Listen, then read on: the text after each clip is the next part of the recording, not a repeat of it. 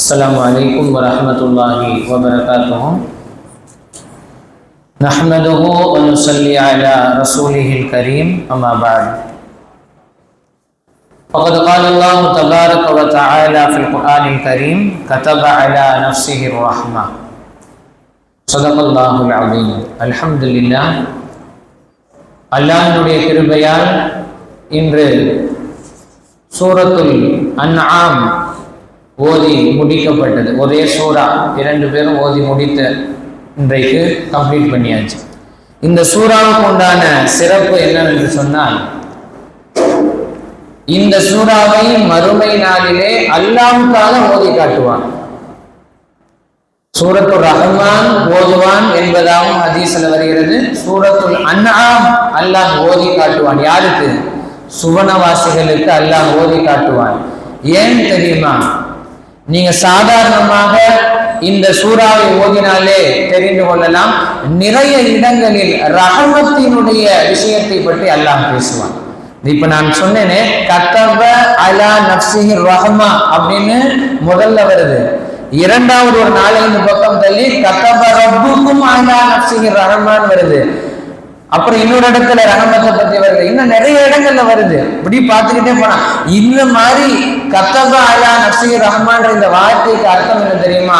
அல்லாஹ் தனக்குத்தானே எழுதி கொண்ட, கட்டளையிட்டு கொண்ட, உத்தரவு பிறப்பித்து கொண்ட ஒரு விஷயம் ரஹமத்து, கருணை காட்டுவது. தன்னுடைய அடியார்களுக்கு, தன்னுடைய படைப்பினங்கள் அத்துணைக்கும் கருணை காட்ட வேண்டும் என்பது அவனுக்கு அவனே எழுதி கொண்ட ஒரு கட்டளையாக இருக்கிறது. சகோதரர்கள், ஹதீஸிலே பெருமானார் கண்மணி நாயகம் ரசூலுல்லாஹி ஸல்லல்லாஹு அலைஹி வஸல்லம் சொல்லுவார்கள், அல்லாஹ் தஆலா எல்லா படைப்பையும் படைத்து அதை முடிச்சிட்டு அவனுடைய அரிசியிலே தலையில், அந்த அரிசியினுடைய தலைவாயில் இருக்கும்ல, அந்த முகப்பிலே அல்லாஹ் எழுதி கொண்டானாம், இன்ன ரஹ்மதி சபகத் கலபி, என்னுடைய கோபத்தை, என்னுடைய ரஹமத்து திட்டமாக, நிச்சயமாக மிதந்து விட்டது. அவனுக்கு அவனே எழுதி கொண்ட ஒரு உயிர் சாசனம் என்று சொல்லலாம். தன்னுடைய அடியார்களின் மீது ரஹமத்தை தான் ஒரு ரப்பு காட்ட வேண்டும் என்பதை அல்லாஹ் இந்த சூறாவிலே 2 இடங்களிலே தெளிவாக சொல்லி காட்டுகின்றார். இது அவனுக்கு அவன் நிர்ணயித்து கொண்ட ஒரு விஷயம். அதனால இந்த சூறாவுக்கு ரொம்ப இன்னும் நிறைய விஷயங்கள் இருக்கு. இந்த சூறாவுடைய சிறப்புகள்ல ஒரு குறிப்பான ஒரு விஷயத்தை உங்களுக்கு நான் சொல்கிறேன். இந்த இறைவனுடைய ரஹமத்தை பற்றி நம்ம நிறைய தடவைகள் பேசியிருக்கோம். இப்ப நான் இங்க பேச வந்ததனுடைய நோக்கம் அதுவல்ல, கடைசியில தெரியும். இருந்தாலும் ரஹமத்தை பத்தி வந்ததுனால அடியார்களுக்கு சொல்லாம கடந்து போக முடியல. அல்லாஹ்வுடைய ரஹமத்துக்கு ஒரு உதாரணத்தை சொல்கின்றார்கள். அபூ சயீத் ரலியல்லாஹு அன்ஹு அவர்கள் சொல்கின்றார்கள், ஸஹீஹுல் புகாரியிலே பதிவு செய்யப்பட்டிருக்கிறது, நாயகம் ஸல்லல்லாஹு அலைஹி வஸல்லம் சஹாபாக்களுக்கு இதே போல முன்னாடி நடந்த வரலாறுகளை அவ்வப்போது சொல்லி காட்டுவது வழக்கம். சஹாபாக்களுக்கு சொல்லி சொல்லி புரிய வைப்பாங்க முன்னாடி நடந்த விஷயங்களை. அது போல ஒரு விஷயத்தை சொல்றாங்க சஹாபாக்களுக்கு. உங்களுக்கு முன்னால் ஒரு மனிதர் வாழ்ந்தார் முன்னொரு காலத்துல. அவர் மிகப்பெரிய செல்வந்தர். அவருக்கு மரண நேரம் வந்த பொழுது அவருடைய பிள்ளைகளை அழைத்தார். அப்பா, நான் உங்கள்கிட்ட எப்படி நடந்துக்கிட்டேன், உங்களை நான் எப்படி வளர்த்தேன், உங்களோடு நான் நடந்து கொண்ட விதத்துல உங்களுக்கு ஏதாவது குறைபாடுகள் இருக்கிறதா அப்படின்லாம் கேட்கிறாரு. அவங்க சொன்னாங்க, வாப்பா இல்ல வாப்பா, நீங்க ரொம்ப நல்லவங்க, எங்களோட நல்ல முறையில் நடந்துக்கிட்டீங்க, எங்களை நல்லா வளர்த்தீங்க, எங்களை நல்லா ஆளாக்கிட்டீங்க அப்படின்னாங்க. உண்மைதான். ஆனா நான் உங்கள்கிட்ட நல்ல மாதிரியா நடந்துக்கிட்டேன், ஆனா நான் என்னுடைய ரப்புக்கு நல்லபடியா நடந்துக்கல. அங்க நான் சரியில்லை, நிறைய பாவங்கள் செஞ்சுட்டேன், நன்மைகள் நான் செய்யல. அதனால நான் ஒரு வசியத்து செய்கிறேன், நான் இறந்த பிறகு என்னை எரிக்க வேண்டும், என்னை எரிச்சல், அந்த சாம்பலை எங்கேயும் புதைக்க கூடாது, எங்கேயும் வைக்கக்கூடாது, காற்றுல பறக்க விட்டு கரைத்து விட வேண்டும், காற்றுல தூங்கி விட்டுறணும் அப்படின்னு சொல்லி இது பண்ணிட்டார். எல்லாம் முடிஞ்சு அதே மாதிரி அவர் வஃபாத்தானதுக்கு அப்புறமா எரிச்சாங்க. அந்த சாம்பலை எடுத்து காத்துல கலந்துட்டாங்க. இதுக்கப்புறமா அல்லாஹ் தஆலா அவர் அந்த மனிதரினுடைய எல்லா உறுப்புகளையும் ஒன்று சேர்த்து உயிர் கொடுத்து பேசுகிறான்.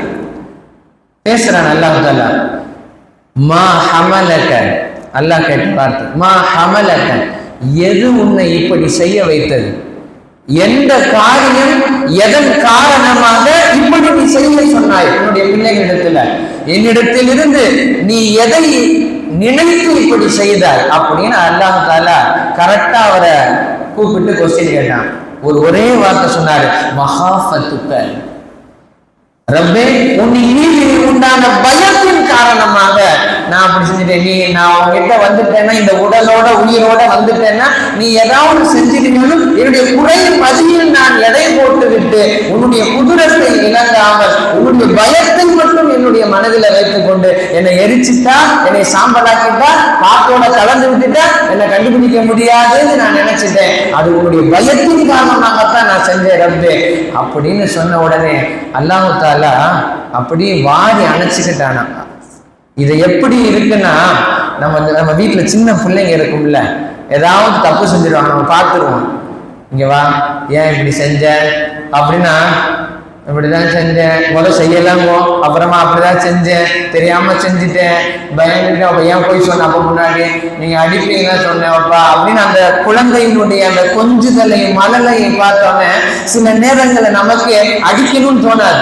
அப்படியே அரவணைச்சுக்கணும், சரி இனிமேல் செய்யக்கூடாது சரியா அப்படின்னு சொல்லிட்டு அரைச்சுக்கணும். அது மாதிரி அல்லாஹ் தஆலா மகாஃபத்துக்க அப்படின்ற வார்த்தையை சொன்ன உடனேயே அவன் அப்படியே ரஹமத்தில் அணைத்துக் கொண்டான் என்பதாக ஹதீஸிலே பெருமானார் ஸல்லல்லாஹு அலைஹி வஸல்லம் சொல்லி காட்டினார். இப்படித்தான் அல்லாஹ், அதனாலதான் சொன்னாங்க ஸல்லல்லாஹு அலைஹி வஸல்லம் 70 தாய்களை விட தன்னுடைய அடியாரின் மீது அளவு கடந்த பாசம் கொண்டவன் அல்லாஹ். உண்மையிலே அதை நம்முடைய வாழ்க்கையில நம்ம பார்க்க முடியும். ஒவ்வொரு நேரமும் நம்ம ரப்போடு இருக்கக்கூடிய தொடர்பை உணர்ந்தோம் என்று சொன்னால் அவன் நம் மீது செய்யக்கூடிய உபகாரங்கள் நமக்கு வெளிப்படும். அடியார்களே, உண்மையிலே சொல்கிறேன், நினைத்து பாருங்கள். வாழ்க்கையுடைய ஒவ்வொரு சன பொழுதிலும் ரப்பு நமக்கு என்னென்ன நியமத்து செய்கிறான் நினைச்சு பாருங்க. அல்லாஹ் நம் மீது எவ்வளவு உபகாரம் செய்கிறான் என்பதை நாம் சனம் பொழுதும் விளங்க முடியும். ஒவ்வொரு நிமிஷமும் ஒவ்வொரு நொடியும் நம்மால் விளங்க முடியும் சகோதரர். அததான் சஹாபாக்களுக்கு ஸல்லல்லாஹு அலைஹி வஸல்லம் புரிய வைக்கின்றார்கள். நாயகம் மட்டும் என்ன, இந்த உலகத்துக்கு அனைத்து படைப்புகளுக்குமே ரஹமத்தாகத்தான் அல்லாஹ் கொடுத்தான். வேற ஏதாவது கொடுத்தா அரசனாக இல்ல ரஹமத்தன் ஆலமீன் தானே சொல்றான் அல்லாஹ் தஆலா. இந்த உம்மத்துக்கு எதாவது வேண்டுமானாலும் நாயகத்தை கொடுத்திருக்கலாம் அல்லாஹ் தஆலா. ஆனால் அல்லாஹ் குர்ஆனிலே தெள்ள தெளிவாக சொல்கின்றது, ரஹமத்தாகத்தான் நான் கொடுத்தேன். அல்லாவே தனக்கு ரஹமத்தை எழுதிக்கிட்டான், கட்டாயமாக்கி கொண்டான்.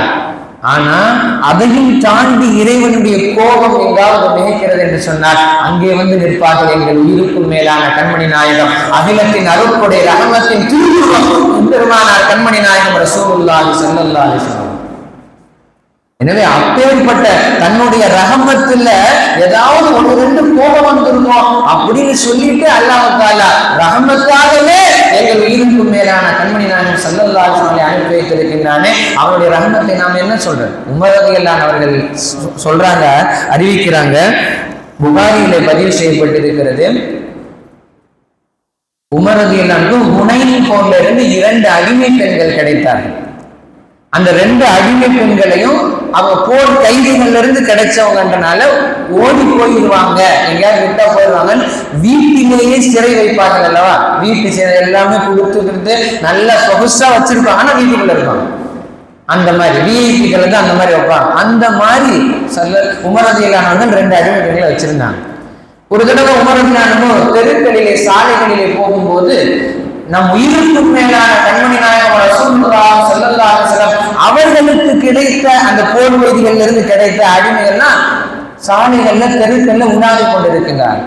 அப்ப உமர் ரலியல்லாஹு அவர்கள் தன்னுடைய மகன் அப்துல்லா ரலியல்லாஹு அவங்கள கரத்துல பிடிச்சிருக்காங்க. அப்ப இது கேட்டாங்க, அப்ப இது என்னன்னு தெரியுதா? உமர் ரலியல்லாஹு தெரியும், தன் பிள்ளைக்கு உணர்த்துகிறார், இது என்னன்னு தெரியுதா, இது என்ன வாப்பா அப்படின்னு கேட்கிறான். நமக்கு கிடைச்ச மாதிரி போர் கைதிகள் ஸல்லல்லாஹு அலைஹி வஸல்லம் அவர்களுக்கும் பங்கு வைக்கப்பட்டது, கிடைத்தது. அவங்கள ஸல்லல்லாஹு அலைஹி வஸல்லம் அவர்கள் கருணை காட்டி வெளியே விட்டுருக்காங்க. போர் கைதிகள் மாதிரி அவங்களை நடத்தாம ரஹமத்தே எதுமாக ஸல்லல்லாஹு அலைஹி வஸல்லம் அவங்களை சாதாரணமாக அவங்கள சாலைகளிலே உலாவ விட்டு இருக்கின்றார்கள் அப்படின்னா, இப்ப நீயும் போய் நம்ம கைதிகளை திறந்து விட்டுருப்பா. அவங்க அங்க இருக்கிற நாயகமே கருணை காட்டியதற்கு பின்னால் நாம அப்படி காட்டாம இருந்தா நல்லா இருக்காதுன்னு சொல்லி அந்த சிறு பிஞ்சு குழந்தையான அப்துல்லா ரலியல்லாஹு அவர்களுக்கு சொல்லி அனுப்புகின்றார்கள். எந்த அளவுக்கு கைதிகளிடத்திலே கூட இன்னைக்கு நம்ம பார்க்கிறோம், சில ஆண்கள் நம்முடைய வீட்டு பெண்கள்கிட்டயே ஒரு அராஜகன் மாதிரி நடந்துக்கிறாங்க, அரக்கன் மாதிரி நடந்துக்கிறாங்க. மிரட்டுறதும் உருட்டுறதும் மட்டுமே தான் இருக்குது. எப்பாவது மிரட்டுறதை நம்ம குறை சொல்லல, எல்லா நேரமும் மிரட்டுவதும் உருட்டுவதும் அடிப்பதும் உதைப்பதும் மட்டும்தான் வேலையாக இருக்கிறது. அந்த மாதிரி ஸல்லல்லாஹு அலைஹி வஸல்லம் அவர்கள் மனைவி மாதற்கு நடந்துக்க சொல்லல. யாருக்குமே அவருடைய சஹாபாக்கள்கிட்ட போர் கைதிகள் இடத்துல எதிரிகள்கிட்ட கூட அப்படி நடந்துக்கல எங்கள் நாயகம் ஸல்லல்லாஹு அலைஹி வஸல்லம் அவர்கள். அப்படி இருக்கும்போது நம்மையே நம்பி வந்த நாம பெற்ற பிள்ளைகளிடத்திலும் மனைவிகளிடத்திலும் இது போல நாம் நடந்து கொள்வது சரியான முறையா என்பதை நம்மில் பல பேர் சிந்தித்து பார்க்க கடமைப்பட்டிருக்கிறோம். சரி, இப்ப நான் ஏன் இதை சொல்ல வந்தேன், இன்னைக்கு ரஹமத்தை பத்தி பேசினேன்னா, அல்லாஹ் தஆலா இவ்வளவு ரஹமத்தாக நடந்து கொள்கின்றான் எல்லாரின் மீதும். இந்த மோமினானவங்க காஃபிரானவங்க அவங்க இவங்கன்னு இல்லை, எல்லாத்துட்டையும் அல்லாஹ் தஆலா ரஹமத்தாகத்தான் நடக்க வேண்டும் என்று நினைக்கின்றான். அர் ரஹ்மான் அப்படின்ற வார்த்தை எல்லாருக்கும் ரஹ்மான் அப்படிங்கிறது தான் பறைசாற்றுகிறது. ரஹீம்ங்கிறது தான் மறுமையில மூமின்களுக்கு மட்டும் காட்டுகின்ற கருணையை சுட்டி காட்டுகின்ற இறைவனுடைய தன்மையை பறைசாற்றுகிறது என்பதை நாம் விரிவுரைகளில் எல்லாம் பார்க்கிறோம்.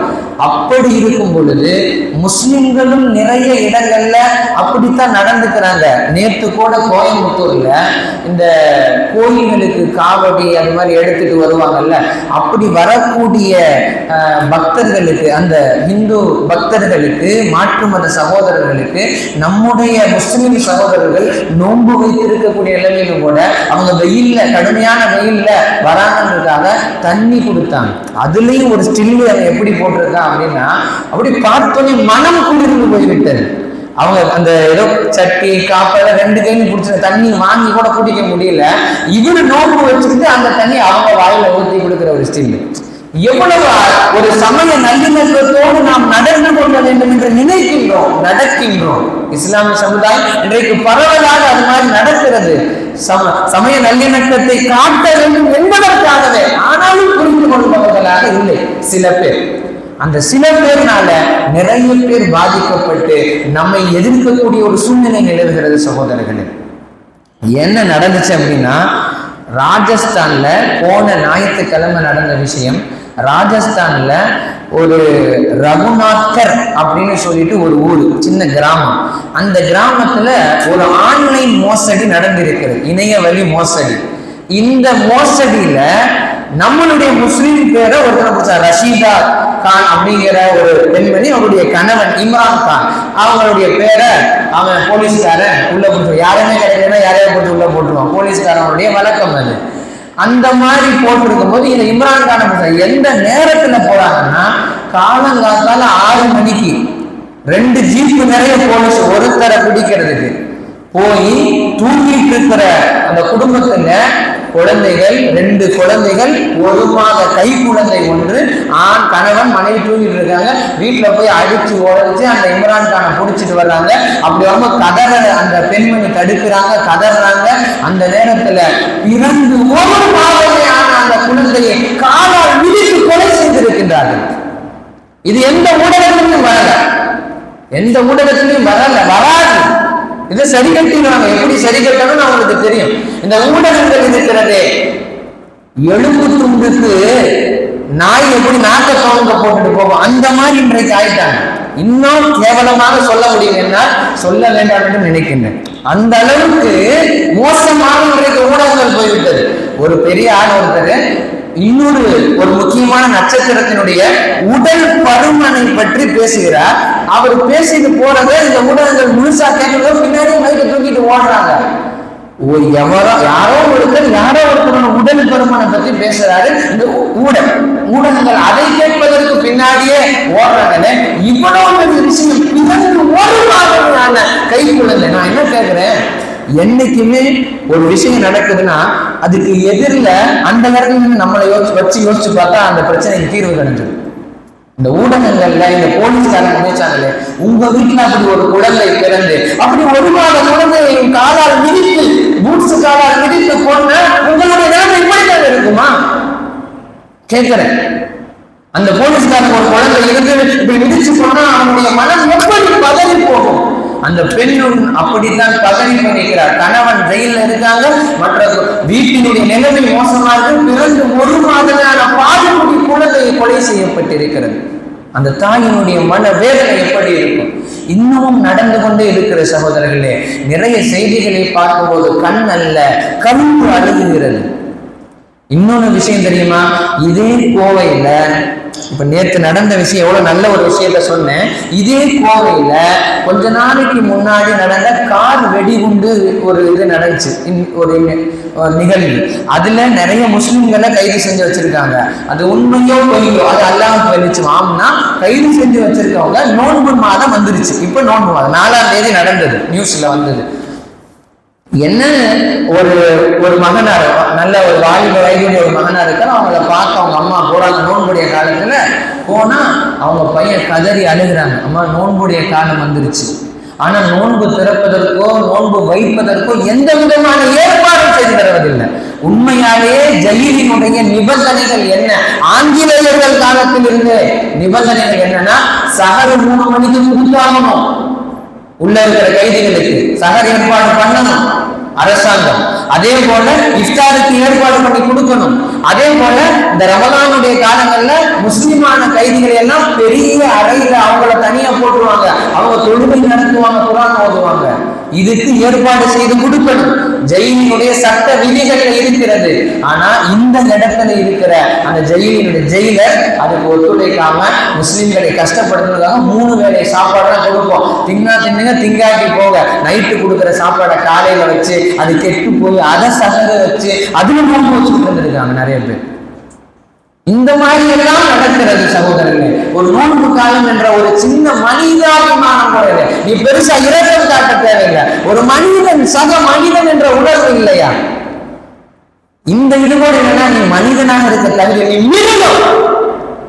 மிருகம் என்றுதான் சொல்ல முடியும். இப்படியெல்லாம் நடக்கிறதை நினைக்கும் பொழுதுதான் மனம் வேதனைப்படுகிறது. அல்லாஹ் எப்படி சொல்றான், ஸல்லல்லாஹு எப்படி நடந்திருக்காங்க, இப்ப இருக்கிற நம்முடைய முஸ்லிம் சமுதாயம் எப்படி நடந்திருக்கிறாங்க. இப்படியெல்லாம் இருக்கும் பொழுது இந்த மற்ற சில நபர்கள் வெறிமிக்க நாய்கள் போல இப்படி நடப்பது ரொம்ப மனதிற்கு வேதனையாக இருக்கிறது. நான் ஒன்றுதான் கேட்டுக்கொள்ள விரும்புகின்றேன்.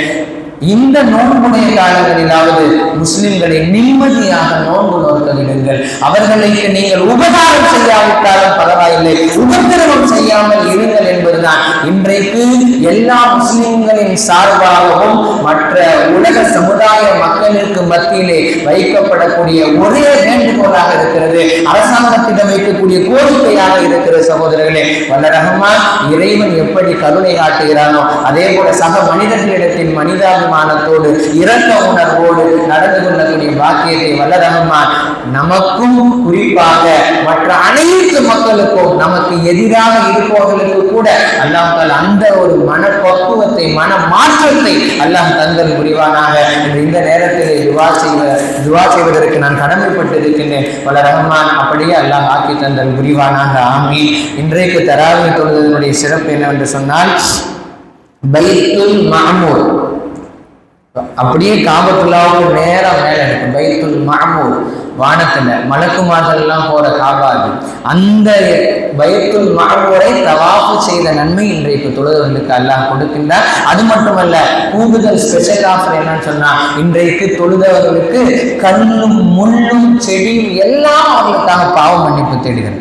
அல்லாஹ் தாலா அப்படிப்பட்ட வாக்கியத்தை நமக்கு பரிபூர்ணமாக தந்தல் புரிவானாக. மீதமுள்ள தராவிகளில் நோன்புகளில் நோக்கக்கூடிய தொழக்கூடிய பாக்கியத்தை வல்ல ரஹ்மான் நம் அனைவருக்கும் தந்தல் புரிவானாக. ஆமீன் ஆமீன். வாஹிரு தஅவானா அல்ஹம்துலில்லாஹி ரப்பில் ஆலமீன். அஸ்ஸலாமு அலைக்கும் வரஹ்மத்துல்லாஹி வபரகாத்துஹு. ஸல்லல்லாஹு